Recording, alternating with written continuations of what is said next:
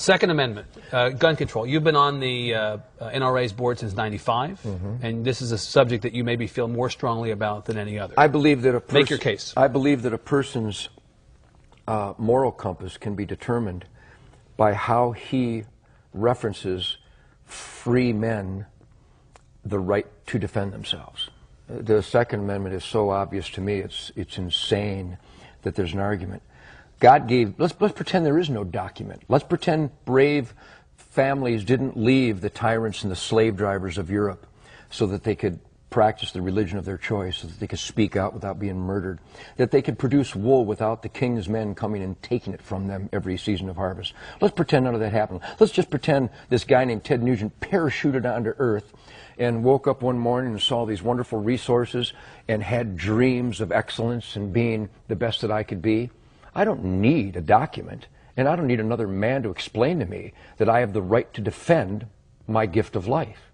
And that there is an argument in America from Hillary Clinton, from Barbara Boxer, Dianne Feinstein, from a whole gaggle of numbnuts who would try to tell me they will dictate where, how, and if I can defend myself. I find that preposterous. I find it unacceptable, and I will not accept it. I am a free man. Don't tread on me. A good, law-abiding citizen, not convicted of a felon. The Second Amendment of our Bill of Rights is my concealed weapons permit. Period. That's it? That's it. So no limitations of any kind that you can see?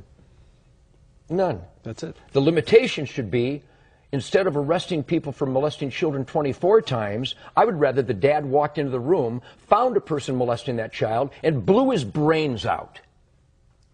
I would rather that the lady in Massachusetts last month who was taking her daughter to soccer, who was carjacked by a recidivistic maggot who'd been in the prison system all his life but was let out again because we feel sorry for him. Maybe he had a bad childhood. Instead of her being hijacked and murdered, I'd rather she just shot the bastard dead. But in Massachusetts, somebody decided she can't do that. So she's dead. I would rather she was alive and the carjacker was dead. I'm weird.